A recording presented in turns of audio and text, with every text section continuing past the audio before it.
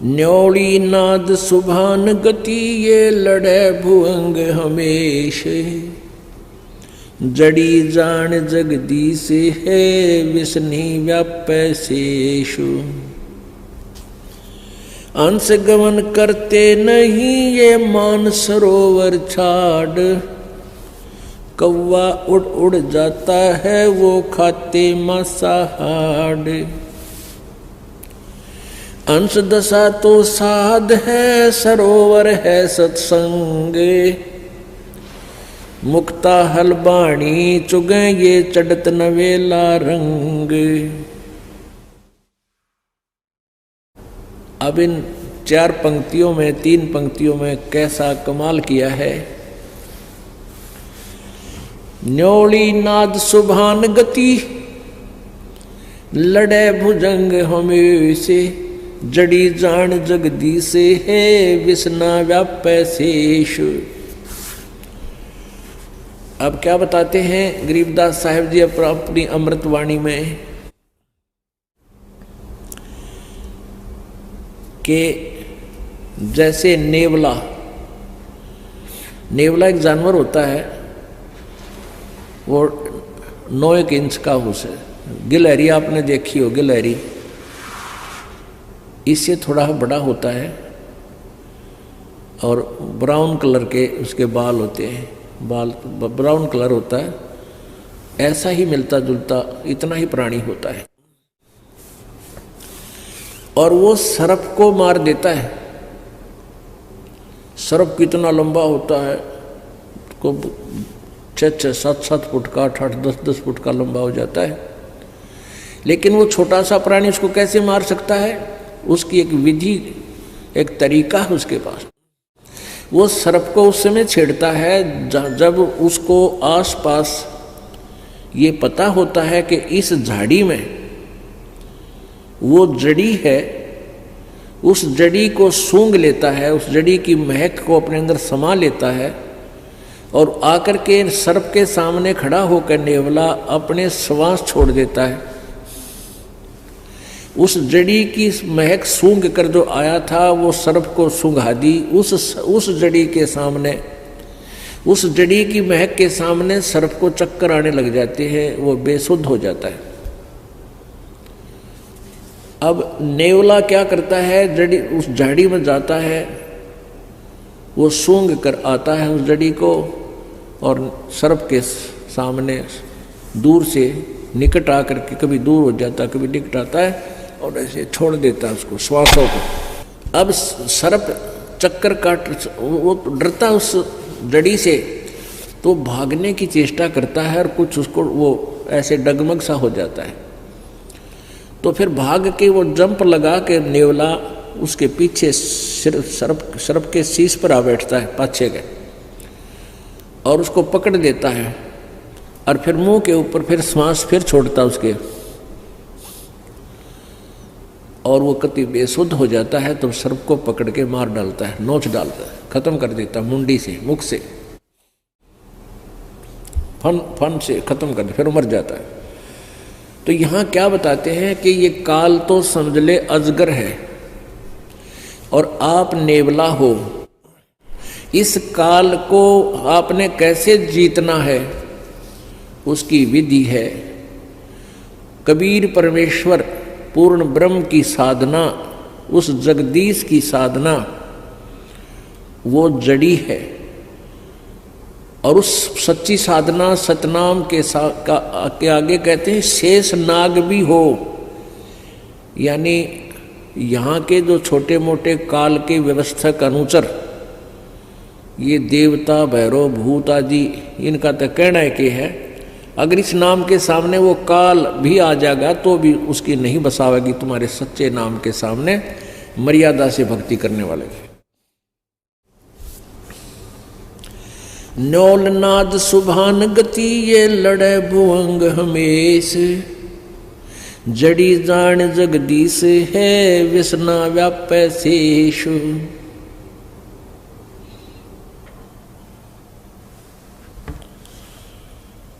और फिर क्या उदाहरण दिया है, अंश गवन करते नहीं ये मान सरोवर छाड़े, कौवे उड़ उड़ जाते हैं ये खाते मांसाहारे। अंश दशा तो साध है सरोवर है सत्संग, मुक्ता हलबाणी चुगे फिर चढ़े नवेला रंग। हंस जो होते हैं, संत मते में हंस किसे कहते हैं? हंस वो भक्त है जिसने दूध और पानी छान लिया, यानी सत्य असत्य का जिसने निर्णय कर लिया। बीड़ी शराब मांस तंबाकू चोरी ठगी जारी बकवादों से परहेज कर लिया। एक हंस पक्षी होता है, आपने बुगला बहुत देखे होंगे, बुगले जो तालाबों के आसपास रहते हैं और वहाँ मछलियाँ खाते हैं, मछली उनने कुछ भी पा जा, घुग्गे पा जा, वो कीड़े मोकड़े वारन जैसे शंख जैसे उसके अंदर मांस सा होता जीव, उसको खा जा। कौवे भी ऐसे खाते हैं, कौवे भी मांस खाते हैं, को मछली ठहगी उसने छोड़े नहीं है, ऐसे कीड़े मकोड़े खाते हैं। तो कहने का भाव ये है कि जो हंस होता है, हंस पक्षी, वो उस मान सरोवर को जहाँ पर मोती होती हैं वो मोती खाता है, और बुगले जैसा होता है, अन्य पक्षियों जैसा ही प्राणी है, लेकिन वो मच्छी नहीं खाता, घोगे नहीं खाता, कीड़े मकोड़े नहीं खाता, वह केवल मोती खाता है। और एक गुण है उस हंस पक्षी के अंदर, वो अगर आप उसने एक गिलास दूध में एक गिलास पानी डाल दो और वो दूध पी लेगा, पानी उसी पात्र में शेष छोड़ देता है।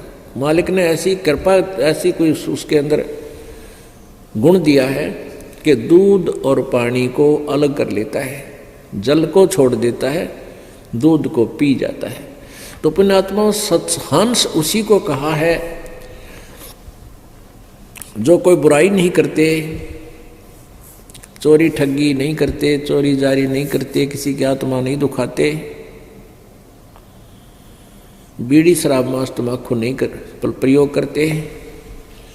और भाई जिन्होंने दूध और पानी छान लिया कि किस भगवान की भक्ति से कितना लाभ है, और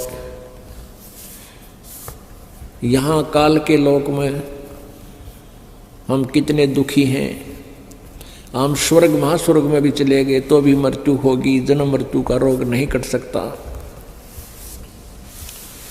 तो उनको हंस कहते हैं। कहते हंस गवन करते नहीं मान सरोवर छाड़े, और कौवे उड़ उड़ जाते हैं वो खावे मांसाहारे। हंस दशा तो साध है और सरोवर है सत्संगे, मुक्ता हलबाणी चुगे फिर चढ़े नवेला रंगे। जो हंस होते हैं, अच्छी आत्मा होती है, वो सत्संग छोड़कर नहीं जाते।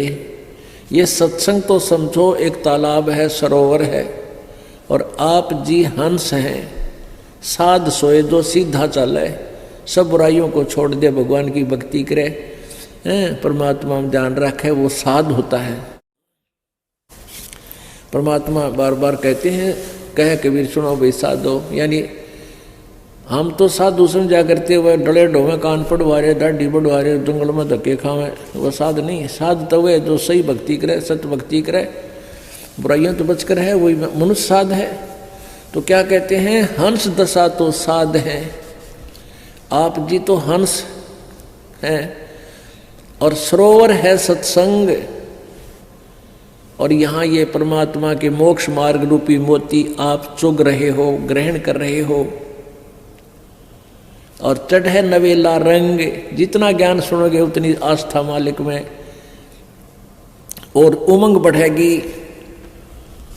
चाहे सारा संसार एक तरफ और भक्त एक तरफ, आप फिर इस ज्ञान से दूर, इस सत्संग को छोड़कर, इस दास को छोड़कर आप कहीं नहीं जा सकते। और जो यहां से छोड़कर जाते हैं उनके बारे में कहा है वो तो कौवे उड़ उड़ जाते हैं, जो खाते मांसाहार, जिन पर बुराई नहीं छूटती, लालच लोभ नहीं छूटता, वो जाया करें। वो कौवे हैं, वो हंस नहीं बने। हंस गवन करते नहीं मान सरोवर छाड़े। हंस नहीं जाया करते मान सरोवर ने छोड़कर जहाँ ऐसी मोती मिलते हैं। ये कौवे उड़ उड़ जाते हैं, वो खाते मांसाहार। हंस दशा तो संत साध है, ये सरोवर है सत्संगे। मुक्ता हलवाणी चुगे फिर चढ़े नवेला रंगे। आगे क्या बताया अमृतवाणी में? दरस परस नहीं अंतरा, दरस परस नहीं अंतरा, रोमी वस्त्र बीच। पारस लोहा एक डग, ये पलटे नहीं अबीच। अपने आत्मा कितनी, देखो वेदों और गीता को समझना बहुत आसान है। ये परमेश्वर का जो सूक्ष्म वेद है, परमेश्वर कबीर जी की महिमा से की वाणी, गरीबदास साहेब जी को परमात्मा ने अपना ज्ञान दिया। कबीर जी ने, गरीबदास जी भी कहते हैं कि मेरा ज्ञान योग दिया खोल। कबीर परमेश्वर जी ने मेरा ज्ञान रूपी योग खोल दिया, अर्थात मुझे वो अपना ज्ञान मेरे में फीड कर दिया। अब उस ज्ञान के आधार से क्या बता रहे हैं गरीबदास साहिब जी ने? दरस परस नहीं अंतरा, अरुमी बस्तर बीच, पारस लोहा एक कडेगे पलटे नहीं अभीच। अब हंस और कौवे क्यों बन गए? हंस तो ज्ञान को समझकर समर्पित हो गए, वो तो बन गए हंस। और जिन्होंने मन दिया नहीं, सत्संग में आते रहे, बड़ी अच्छे श्रद्धालु दिखते रहे, लेकिन आस्था बनी नहीं, परमात्मा से, गुरुदेव से उनका मेल नहीं बना। मेल का अर्थ ये नहीं होता कि आप आते हो, सेवा भी करते हो, साथ भी रहते हो, सत्संग भी सुनते हो, लेकिन अंदर से जगह, अंदर से कनेक्शन नहीं बना, अंदर से कसक नहीं बनी, तो कहते हैं उनमें परिवर्तन हो को ना। जैसे एक लोहा, एक पारस नाम का पत्थर होता है, पारस, एक पारस पत्थर है, पत्थर जैसा होता है सिंपल, और उसको पहचानना सबके बस की बात नहीं, जैसे लाल को पहचानना। तो उस पारस का एक टुकड़ा पत्थर हो 1 किलो का, और उसको चाहे 100 टन लोहे का घिसा दे, एक स्थान पर टच कर दे उसको अच्छी तरह, उसका कति मेल हो जा, और फिर देखे, कहते उस पूरे के पूरे उस मांस को, मंडल को, उस एक सरिये का ला दिया, सरिये को गार्डर का ला दिया, गार्डर को पूरे गार्डर के गार्डर को, थाम को सोना बना देता है। लेकिन कहते हैं परमात्मा ने लिखा पारस लोहा, दरस परस नहीं अंतरा, अरुमी वस्त्र बीच। अब लोहा और पारस कति साथ साथ रखे हैं, और उन दोनों के टच होने में एक बिल्कुल इतना भी स्थान रह गया ना, जैसे कहते हैं रूमी वस्त्र, जैसे बाल, ये बाल है रोमकूप का, यानी बाल जितनी भी आपस में दूरी रहेगी, या बिल्कुल पतली सी जो वायल होती हैं बहनें ओढ़ती हैं, या पतली चादर, मुलमुल का कपड़ा, कहती ये भी इतना भी बीच में कपड़ा आर पार हो जाए, इतना भी डिफरेंस आपस में रहा, मिलन नहीं हुआ, चाहे कितने दिन पास रखे रहो लोहा और पारस, उसमें परिवर्तन नहीं हो सकता। यानी जो व्यक्ति यहाँ भी रहते हैं, गुरुदेव के साथ रहते हैं, सत्संग भी सुनते हैं, और मिले नहीं मन से, वो हंस नहीं बन सकते, वो कौवे रहा करें। और ऐसे कौवे फिर छोड़कर इसको स्थान को जा सकते हैं, वो जाएंगे कि उनकी आदत सुधरी नहीं। आप प्रतिदिन पढ़ते हो नित्य नियम में, बिन गुरु मिले मोहे ना पावे। अब गुरु तो पास ही होते हैं, मिलने का अर्थ क्या है? गुरु जी से एक ही भाव हो जाना, समर्पित हो जाना, मन में दोष ना रखे, गुरु जी कहते हैं गुरु मानुष कर जानते तो ते नर कहिए अंध हुआ दुखी संसार में आ गए इनके फंद। तो यहाँ उस स्थिति को क्लियर किया है। दरस परस नहीं अंतरा रूमी बस्तर बीच, और पारस लोहा एक डिग वो पलटे नहीं अभीचो। चार मुक्ति बैकुंठे बटे सप्तपुरी सैलान, आगे धाम कबीर का हंस न पावे जान। अब गरीबदास साहेब जी बता रहे हैं चार मुक्ति बैकुंठ तक की दौड़ है, और सपतपुरी ऊपर अलग से एक अलग 7 ऐसे इकट्ठा ग्रुप है, 7 उनका नगरी बनी हुई है, उनका एक एक राजा बनाया जाता है जो अच्छी आत्माएं होती हैं।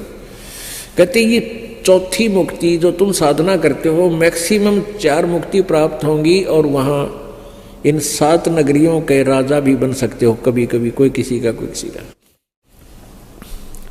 इनसे आगे धाम कबीर का, आगे ऊपर हंस न पावे जान, यानी अच्छी आत्मा भी है, भक्ति भी कर रहे हैं, लेकिन गुरु जी से विमुख हो गए, वो फिर आगे नहीं जा सकते। कहते इन बातें क्या पाइए कर सतगुरु नजर निहाल, यानी गुरु जी की आवश्यकता, गुरु जी का सहयोग, गुरु जी को के चरण शरण में आस्था, इनका जो है ना आखिरी श्वास तक तुम्हें सहयोग की आवश्यकता पड़ेगी।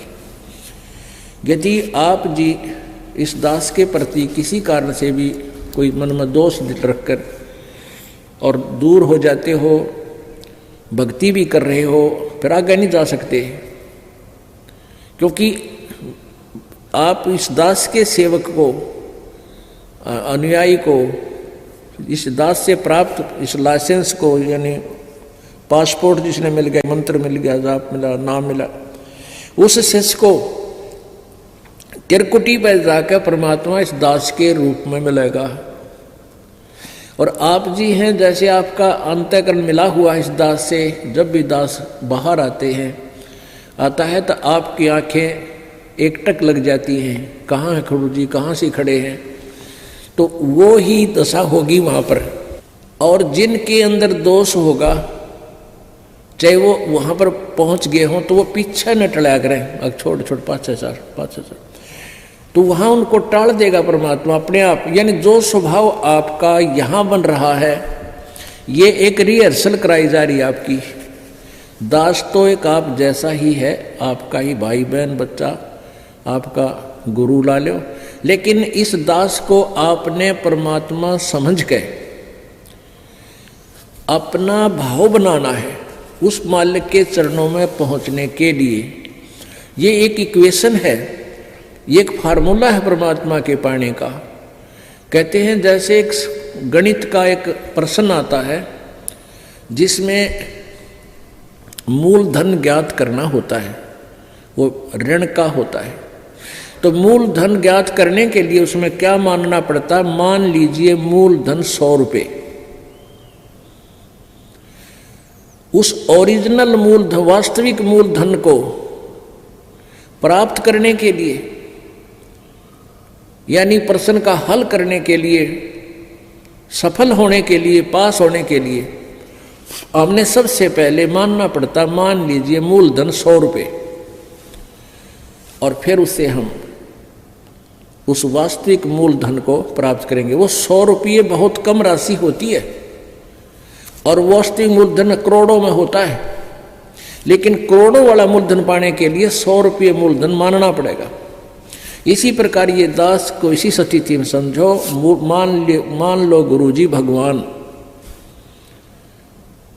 दास भगवान नहीं, दास है, लेकिन आप जी को ये फार्मूला लाना पड़ेगा। और गुरुजी यहाँ भगवान है, भगवान इस दास के पास सामने हो, तो आपकी कैसी बोली, कैसा रहना, कैसे विचार, जिस उस परम शक्ति को हम मिलने जा रहे हैं, जिस महबूब से हम मिलने की तैयारी कर रहे हैं, और वो सामने खड़ा होगा तो हमारी कैसी गतिविधि हो, कैसा हृदय में जगह हो, किस प्रकार का आचरण हो, तो ये आपने इस दास के साथ रिहर्सल करके बनानी पड़ेगी। यहां कोई भी है, इस दास को आप आओगे, आते हो, मिलते हो, तो ये सोचे कि हम भगवान से मिलने चले हैं, क्योंकि वहां त्रिकुटी पर आप जाओगे, इस दास के रूप में मालिक बैठे मिलेंगे और आपके मन में, क्योंकि वहां तो किसी कहने की जरूरत को नहीं, आपके अंतःकरण की अलग से अब आपके माथे पर बोर्ड लग जाएगा कि इसमें कितना दोष है, इसमें कितना दोष है, रिजेक्ट हो जाओगे वापस। और जो पास हो गए वह पास हो गए। जिन्होंने गुरु जी को जैसा यहां आपका मेरे प्रति व्यवहार है, दास के भगवान के प्रति आपका ऐसा ही होगा। तो यहां क्या बता रहे हैं, चार मुक्ति बैकुंठ बट सप्तपुरी सैलान, आगे धाम कबीर का हंस न पावे जान। वहां नहीं जान पाओगे, वहां नहीं जा सकोगे जब तक आप गुरु जी के प्रति पूरी श्रद्धा नहीं होगी। मौन रहे मग्नालय है ये मार्ग बंकी बाट, सुन शिखर गढ़ सुरंग है कर सतगुरु से साठ। साठ माने सतगुरु जी से सौदा कर ले, और सतगुरु के बिना आगे नहीं जा पाओगे। मौन रहे मग्नाल है और मार्ग बंकी बाट, और रास्ता बहुत टेढ़ा आगे का। सुन शिखर गढ़ में सुरंग है, ऊपर कहते एक ऐसी सुरंग में से निकाल के ले जाएंगे भंवर गुफा से। कैसे निकलोगे, कर सतगुरु से साठ। 9 लख नानक नादे में ये 10 लख गोरख तीर, लाख दत्त संगी सदा ये चरणों चरच कबीर। अब कबीर परमेश्वर की महिमा गरीबदास जी बताते हैं, 9 लख नानक नाद में और 10 लख गोरख तीर, लाख दत्त संगी सदा और चरणों चरच कबीर। क्या बताते हैं कि 9 लख नानक नाद में, हो नानक जैसे महापुरुष पुण्यात्मा 9 लाख नानक नाद में, यानी इसी सी आत्मा तो लाखों हैं परमात्मा के चरण जो पार हुई हैं। और 9 लख नानक नाद में 10 लख गोरख तीर, और गोरख जैसे सिद्ध पुरुष परमात्मा ने यानी उनके सामने आकर के उनको भी अपनी हार माननी पड़ी और सतमार्ग ग्रहण करना पड़ा। लाख दत्त संगी सदा ये चरणों चर्च कबीर, दत्तात्रेय जैसे भी, क्योंकि हम जिन महापुरुषों की गणिमय मान बैठे हैं उन्हीं के नाम गिनाए जाते हैं कि ऐसे ऐसे तो उस परमात्मा के चरणों में कितने आके समर्पित हुए। 9 लख नानक नाद में ये 10 लख गोरख पास, अनंत संत पद में मिले ये करोड़ तेरे रविदास। अब कहते परमात्मा की शरण माने के बाद अनंत संत भक्त आत्मा सतलोक प्राप्त करिए, बहुत गुणे असंख्य, और करोड़ों रविदास जैसी पुण्य आत्मा भी करोड़ों पार हो। इस उस तरह यानी जिस क्रिया में, जैसे रविदास जी कबीर जी के साथ बहुत निकट रहते थे, उनको पहचान चुके थे, कहते इसे संत भगत भी बहुत कबीर जी के हुए हैं और वो इस तरह भी पार हुए हैं। गोरख जैसे आकर वाद विवाद किया उन्होंने, फिर ज्ञान ग्रहण किया, इसे भी बहुत हैं जो परमात्मा के चरणों में लगे हैं। नानक जी जैसे भी को पार किया, जैसे बेई नदी से ले गए उनके ऊपर शरीर को, आत्मा को सतलोक दिखा, सचखंड दिखा के छोड़ा, फिर भगवान को पहचाना। कहते ऐसे ऐसे जिस तरीके से भी अपने बहुत से पार किए हैं। रामानंद से लक्ष्य गुरु ये तारे सिसके भाई, और चेलों की गिनती नहीं जो पद में रहे समाये। कहते रामानंद से लक्ष्य गुरु, अब रामानंद जैसी आत्मा भी कहते हैं उनका शिष्य बने भगवान, उनको इस तरीके से पार कर दिया। और चेल्या की तो गिनती नहीं जो सीधे नाम लेकर पार हो गए, जो मालिक के पद में रहे समाये, यानी सतलोक में भेज दिए। बोलो सतगुरुदेव।